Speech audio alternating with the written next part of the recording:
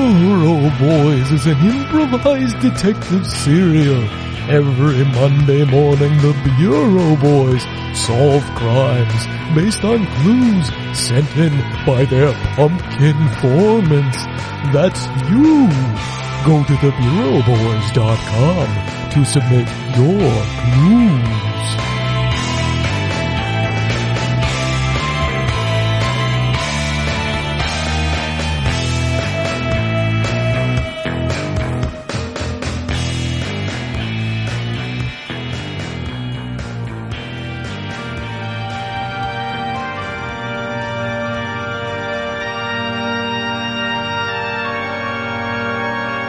Thank you to Informant Randy for this week's clue. Toothpaste. When we last left the Bureau Boys, they were in the basement, the spooky basement of the Bureau, figuring out their next case, the case of the Tasteful Cabinet. They've packed up their spooky supplies into the trunk of their clanky and broken down jalopy? Yes, and rusted was the word. For the Bureau Boys on the way to Elm Street to investigate the spooky house, their car broke down, so they had to Uber the rest of the way. Or Boober. The Bureau Boys pull up in front of the house on Elm Street. They thank their Uber driver and give him 3 stars and do not leave a tip. For he was a little too chatty, if you know what I mean. Little do the Bureau Boys know that they have forgotten all of their equipment in the back of the trunk of the Uber as it pulls away.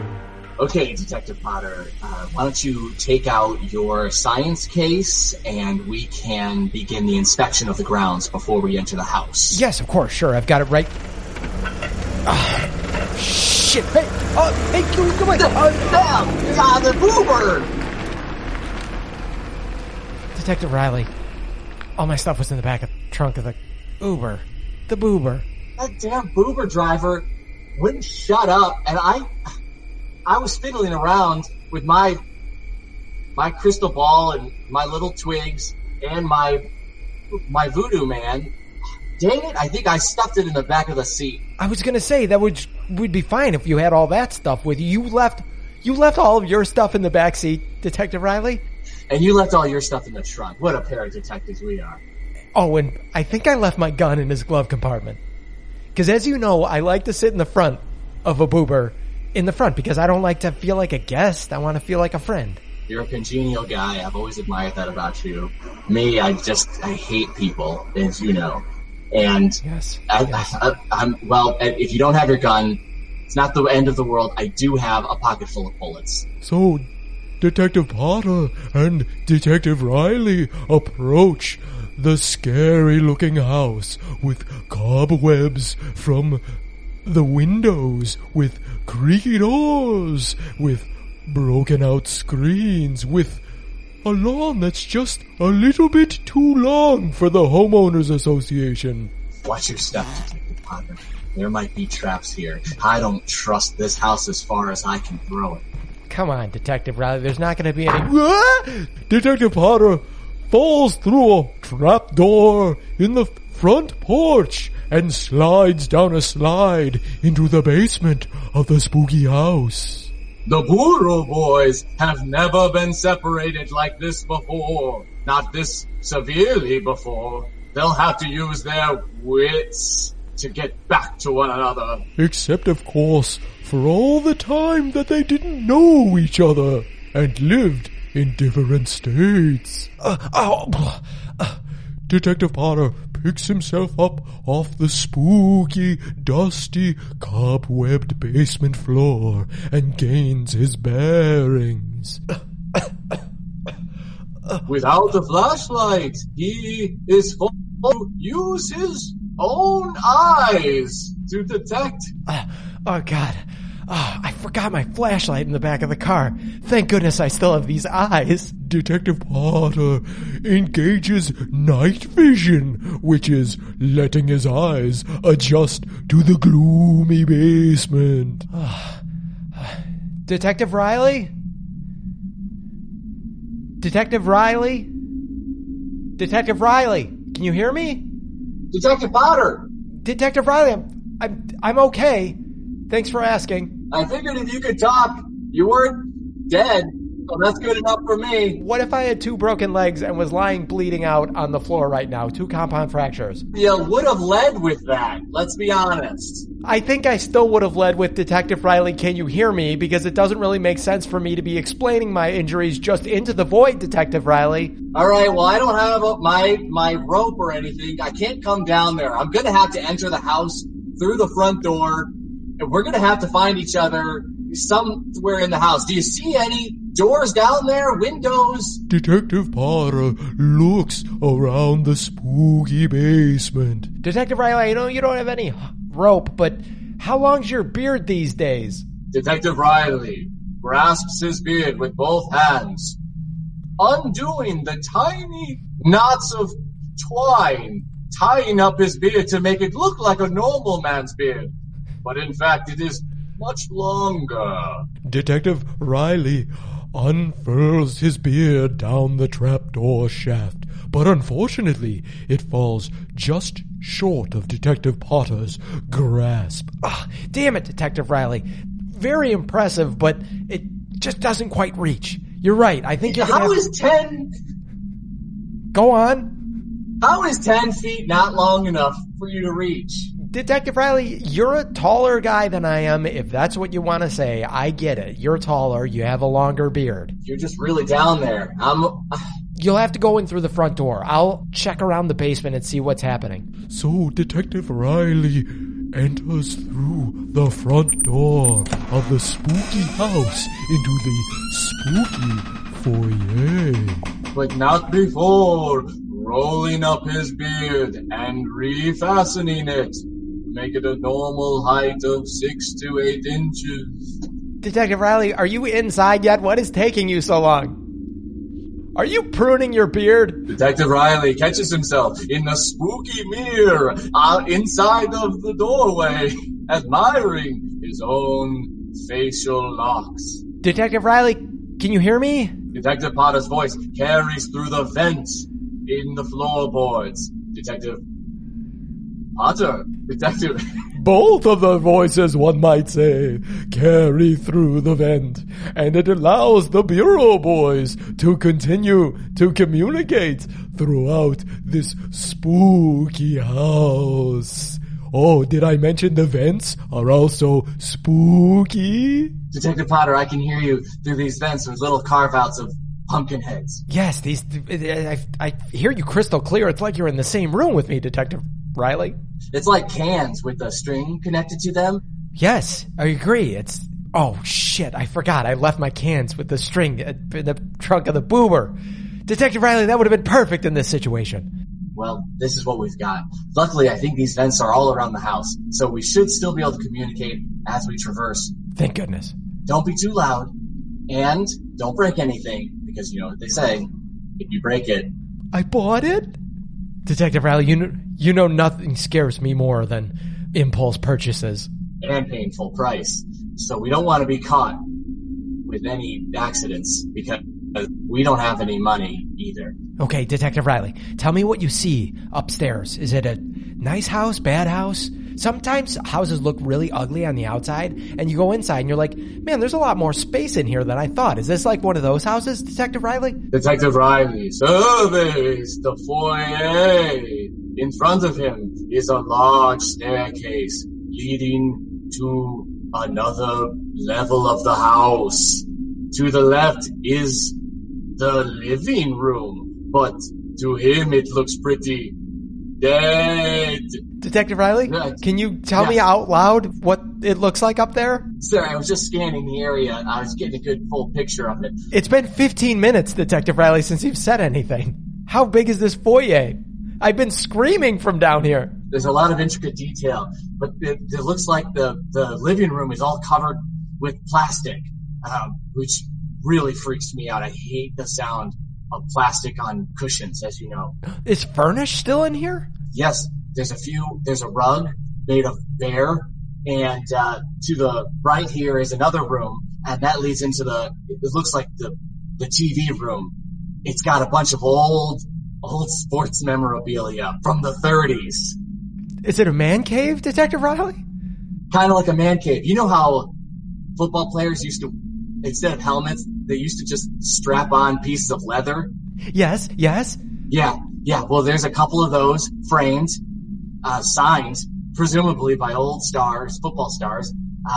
Then there's a wooden oar, 2 of them, crisscrossing. Or what? 2 pieces of oar crisscrossed. Oh, okay. Detective Riley, I know I do remember when football players used to wear leather helmets, but just to remind you, I'm not into sports, and I don't think you are either. No, I know. It's just there's a sign that says old football helmets, and so it kind of clued me in. I wouldn't have figured it out on my own. Well, Detective Riley, I'm just saying this house seems like it's furnished, because down here, there's a bunch of cast-off crap. There's a box here that's full of old football trophies. There's a big sheet of plastic roll that looks like it could be used maybe to cover up furniture. There's an old furnace down here, Detective Riley. Well, of course, there's an old furnace down here. But it's like a really old-timey furnace, Detective Riley. It's a fire-burning furnace, like a wood-burning furnace. And, Detective Riley, you're never going to believe this, it's burning right now. There's wood. There's a stack of wood right next to it, next to this big axe. Oh. Detective Potter! What happened? Are you okay? Detective Potter is frozen, paralyzed in place by an unseen force. For the Bureau boys always seem to find an unseen force. Detective Potter gazes into the fire of the furnace, for the reflection off of the axe next to the furnace revealed a figure standing directly behind him. Detective Riley? Detective Potter? Detective Riley, can you still hear me okay? For some reason, even though you're whispering, it's like you're speaking just as loudly. Well, I'm right by the furnace, so I'm right by the vent. Detective Riley.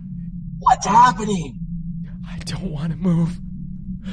There's a figure right behind me. Detective Potter spins to confront the figure. When he does, he realizes it's just an old rusty bird cage. But there's a living parakeet inside. And this is no ordinary parakeet, for this parakeet has the gift of voice. Detective Riley, oh my God, I'm okay. It wasn't, thank you for asking. No, I'm fine, I promise. It wasn't anyone. It was a bird cage. Detective Riley, there's a parakeet in this bird cage. There's 2 parakeets in this bird cage. I didn't see the first one, Detective Riley. There's 2 parakeets in this bird cage. Unbeknownst to Detective Potter, the other parakeet was finishing humping the first one. So they looked like one parakeet, but now it is clear that there's 2. Soon there may be 3 parakeets. Detective Riley, yeah, I'm here. I feel like Detective Riley, you look, in my studies, I know very much so that parakeets are able to talk. Now, if I remember from my studies again, that they're able to talk, it definitely wasn't a parrot. It was definitely a parakeet, I think, Detective Riley. You know what? I'm just going to ask them. Just ask them the questions. Hello? Get a load of this cracker. I know, right? Where the hell did he come from? The sky? He looks whiter than my poop. What do you want? No offense. I mean, none taken. It's fine. Listen, what are you guys doing? You know what? Never mind that question. We're fucking, if that's what you want to know. And you walked in on a perfectly good fuck session. We do it by smashing our cloacas together. Next to the fire. Indeed, parakeets do fuck that way. I'm so sorry to interrupt. Listen, my partner and I are here to investigate, I don't know, I guess you could say it's a poisoning, a spell, a hex. Do you guys know anything about who lives in this house? Gloria Greenwich and the late John Greenwich. John Greenwich. Johnny wants a Greenwich. Johnny, go fast. Catch the ball, Greenwich. Johnny Greenwich, minor league baseball player. Are you saying that first of all, was it Gloria Greenwich married to Johnny Greenwich? Absolutely. They were. Jacob. We couldn't get any fucking done until the Greenwiches left. So you're saying the Greenwiches left? Did we say that or didn't we say that? Oh no, this is a real Alice in Wonderland situation. Look, I just need to know, is there anyone else in this house with you guys? Yeah, your partner, you dipshit. Okay, thank you. First of all, watch your language. You want us to watch our language? Then why don't you stop watching us? Fuck you, freak! Listen, I'll take both you two down into a coal mine if you don't watch what you say.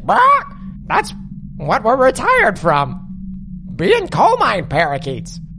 Haven't you seen our favorite pieces of ore upstairs? Pieces of ore?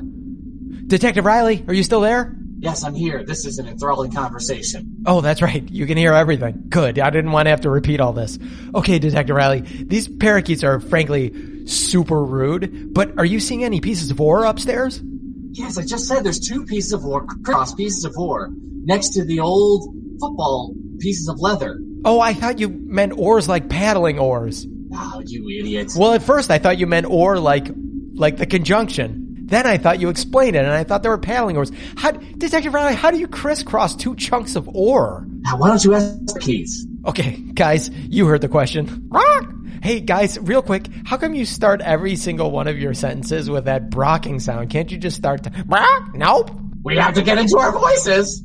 I noticed that time you didn't do it. Well, sometimes we defy expectations. Sue us, lawyer man.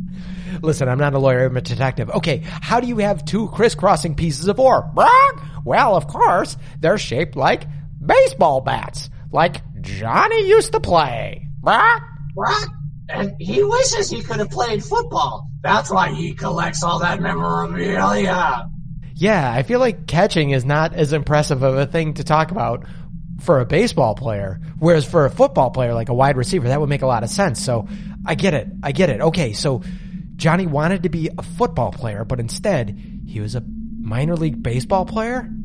Wait a minute. Detective Riley, I think I remember. Do you remember Johnny Greenwich? He played here in town. Yeah. He was, he really gave our town, he put us on the map. That's right. He never made it to the majors. Detective Riley, do you remember what happened to Johnny Greenwich? He was going to make the majors, and remember he got, before the big playoff, like the minor league playoffs, he got a little bit sick. He was a little bit under the weather. And then do you remember? He mysteriously broke both of his legs. Which, by the way, Detective Riley, I want to assure you again, my legs are not broken from that horrible fall that I took down into the basement. Great, moving on. Yeah, he broke both of his legs. He was trying to get something out of the medicine cabinet upstairs. Detective Riley, that's exactly what we're here for. Thank you, helpful parakeets. I'm going to climb up these stairs. Detective Riley, there's stairs down here because it's a basement. That makes sense, right? I'm going to climb up these stairs and I'm going to meet you upstairs, okay? Yes, get up here quickly. Okay, thank you, parakeets. Get out of here. So the parakeets take out their dicks and begin fucking again as Detective Potter ascends the staircase. 8, 9, 10, 11, 12, 13, 14, 15, 16. Okay, yeah. Sorry, Detective Riley. I have that little bit of OCD that I have to count the stairs when I go up them. Yes. Here, I'll flip the light switch on twice for you. Thank you. But now I have to flip it on and off 4 times instead of the normal 2. But thank you. Thank you for trying to think of me. Oh, Detective Riley, we gotta go upstairs and we gotta check out this medicine cabinet. We don't even know if the medicine cabinet is upstairs, but I think that's a good point. We should go upstairs and check that out. What have you been doing this entire time? I was trying to learn a little bit more about football, and then you mentioned baseball, and actually over here there is a little ball in a glass case. Detective Riley, have you been watching game tape? Detective Potter sees Detective Riley in a lazy boy with the plastic removed, flipping through old videotapes. Detective Riley has a notepad on his lap with several X's and O's on it, sketching out different plays. I never knew football was so interesting. You know, if Johnny could have worked on... Detective Potter slaps the notebook out of Detective Riley's lap. You had a notebook this whole time and you didn't tell me. I thought you left all your stuff in the car. I would have been taking notes on the parakeets conversation and also how they fuck. That's okay. I have an audio memory. I remember everything I hear. Oh, okay. Can you play back then about the last 10 minutes of my parakeet conversation? So Detective Riley plays back the last 10 minutes of the parakeet conversation. That was actually extraordinarily impressive, Detective Riley. I'm blown away, frankly. But let's get upstairs, though. Oh, sorry. Yes, let's go. The Bureau boys ascend the spooky stairs. It creaks and wanes and whines under the weight of Detective Potter. It barely makes a sound under the almost non-existent weight of Detective Riley. They reach the top, looking through a narrow hallway. On their right is a spooky bathroom. The door is ajar, with a flickering overhead light, the kind you would see in a dank office space. The light has been left on. The Bureau boys approach the door. There is nobody inside of the bathroom. I just want to remind you, Detective Potter, that we are technically breaking and entering. Why did you tell me that? Now I'm going to have to be thinking about it. Detective Riley, can I ask you to do one thing for me? Anything for you. Okay, if we open this medicine cabinet, it has a mirror on it, okay, Detective Riley? I just don't want either to, look down into the sink and look back up into the mirror and have someone behind me, or have the cabinet door open and close it and there's someone behind me. So can you not stand behind me if I'm ever looking into the medicine cabinet mirror? Okay, I'll stand right to your left. Okay, that would also be bad though, because I also don't want to open the cabinet because there's a mirror on the inside too, and have a figure in that part. I've already had my jump scare downstairs, Detective Riley, with the birdcage. Right. Not the birdcage, the movie, the birdcage that the two parakeets were in. Fucking. Right. Yes, exactly. Although there are... Anyway, okay, very good. Were you gonna say something about sex in the birdcage? I was gonna say there are some similarities, yeah, between the two. It doesn't matter. What matters is okay, this is the best I can do. I can get real close. I can hold you from behind, like if we were riding a motorcycle together. And so my head is directly behind your head. And so I'll be smelling the back of your neck. So it's as if we're one person. Kind of like when you saw those parakeets fucking downstairs, you didn't realize there were two of them because they were fucking. Yes. So I'll assume the fuck position behind you. Okay. You don't actually have to fuck if you don't want to. We're on the job, Detective Riley. You're right. Table that conversation for a different time. I appreciate you. Okay, Detective Riley, bear in mind, when we open this cabinet, if the legend holds true, we are going to see every single bad thing that we've ever done in our lives. And we're going to be afflicted with the worst possible thing we can be afflicted with. Which is what, Detective Riley? What could two brilliant detectives like us ever possibly be afflicted with that would affect our livelihood? It's too ghastly to even say out loud. Okay, I guess we'll just have to see. Wait a minute, Detective Riley. Do you think if we wear sunglasses that it'll be okay? Or maybe if we just don't look directly... You know what let's do, Detective Riley? Let's just not look into the mirror or into the cabinet. Right. We should... We'll close our eyes. Yeah. We'll open the cabinet. Right. We'll feel around in the cabinet. Okay, I'm on board. Okay, we'll take everything that we think we need in the cabinet out of the cabinet. Right. Okay, and then we'll close the cabinet. And then we'll get out of the bathroom, close the bathroom door, and examine what we take. Exactly right, Detective Riley. We're really becoming one on this, like two birds. At the very moment Detective Potter uttered these words, Detective Riley grasps him from behind as they prepare to enter the spooky bathroom. Okay, Detective Riley. All right, I'm feeling my way around. I think we should have our eyes shut starting now. Just in case. Eyes closed now. Okay, eyes closed now. I'm feeling around. Okay, I feel the sink. Detective Potter accidentally turns on the sink. Okay, I'm feeling the shower. Detective Potter accidentally flushes the toilet. And now I think I'm feeling some soap. Detective Potter grabs Detective Riley's nose. Okay, alright. Oh, here it is. Here's the medicine cabinet, Detective Riley.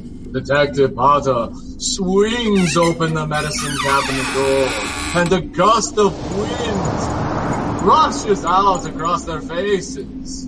Detective Potter feels into the medicine cabinet. He grabs various toiletries and stows them into his pockets. He cleans out the medicine cabinet, closes the door. The bureau boys back out of the bathroom and close the door behind themselves. Okay, Detective Riley, I think it's okay to open your eyes now. Okay. Detective Riley opens his eyes, and Detective Potter holds his face right in front of Detective Riley to startle him. Oh! Sorry, I had to. Why? I thought it would be funny. Sorry. It's because you didn't ask if my legs were broken, and they're not. Detective Potter, you know I care about you. It's just, there's more important things to care about. Like, what's in that medicine cabinet? Okay. Detective Potter reaches into his pockets and starts removing items one by one. Okay, Detective Riley, we've got some hair regrowth cream.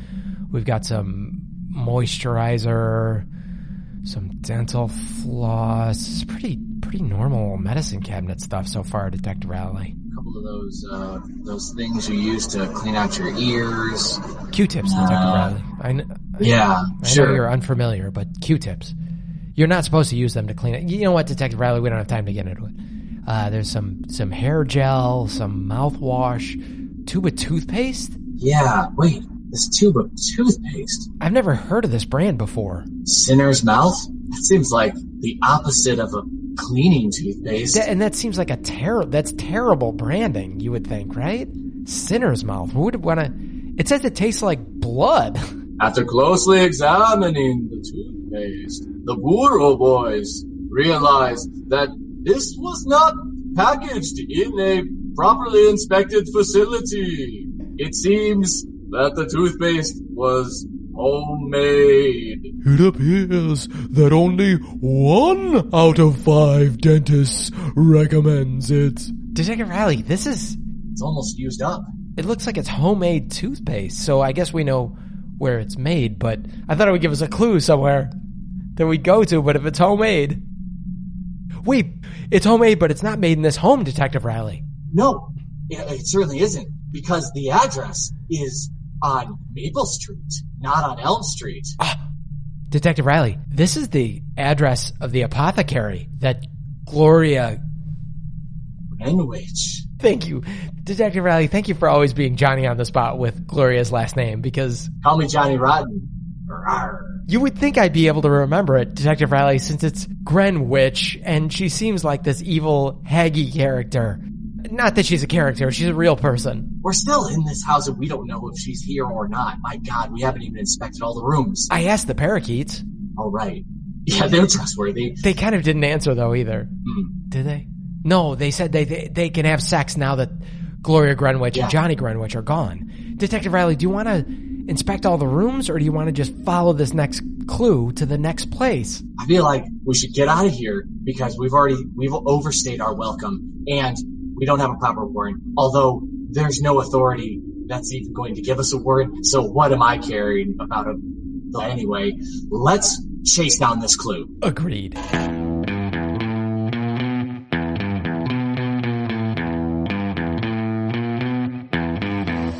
So, the Bureau Boys, armed with no equipment and one tube of toothpaste, left the spooky house. Will the Bureau Boys find the origins of the homemade Sinner's Mouth toothpaste? Do parakeets actually have sex with penises? What happened to Gloria and Johnny Greenwich? Where are they? Are they still alive? Were they in that house somewhere? Did the Bureau Boys closing their eyes prevent them from being infected by the mysterious cabinet? Tune in next time on the case of the Tasteful Cabinet. Ooh.